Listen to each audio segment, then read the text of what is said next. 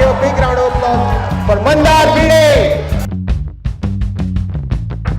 आणि मला ना असं नव्हतं की नोकरी मिळणार नाही किंवा हे मला फुल कॉन्फिडन्स होता की मिळाल्यानंतर मला तिकडे काही करता येणार नाही. हा असा विचार सुरू केला तर तुला पगार किती होता?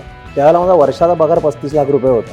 आपण आज कोणाबद्दल बोलतो, जेव्हा आपण कॉमेडीबद्दल बोलतो, आजही एकच नाव घेतलं जातं, पु ल देशपांडेंचं. या केसमध्ये अशा पद्धतीचे विनोद निर्मिती करून जी नवी पिढी बनवली जाते, लिसनर्स जी तयार होतीये, त्याचं काय करायचं? ती बाई विचारतील 2+2 किती, तो म्हणेल 7 लाख दिले, तू उत्तर दे. मी हा प्रश्न विचारला, मुकेशने हात वरती केला.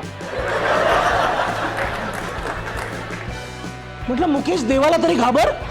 गांधीजीने चष्मा होता, गॉगल नव्हताच, हे मला खूप नंतर 7वीत कळलं. आता हे जे विनोद असतात ना, हे कुठून तरी ऐकलेले असतात, झालेले असतात, क्रिएट करतोस तू की कसं असतं ते? पण ते म्हणाले पहिल्या 15 मिनिटात म्हणाले मी इतका हसलो, त्यामुळे मी असा मराठी कार्यक्रम खूप वर्ष झाली बघितला नाही. माझं आता मीटिंग होत राहतील. आता मला सांगा, ह्याच्यात त्यांची काय चूक होती? त्यांची काही चूक नव्हती, ते विचारच उर्दू मध्ये करतात.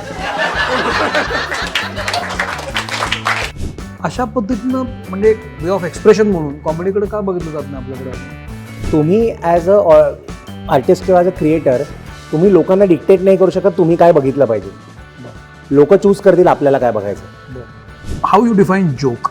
जोक कसा असतो, कसा असायला पाहिजे, तुला कसा दिसतो?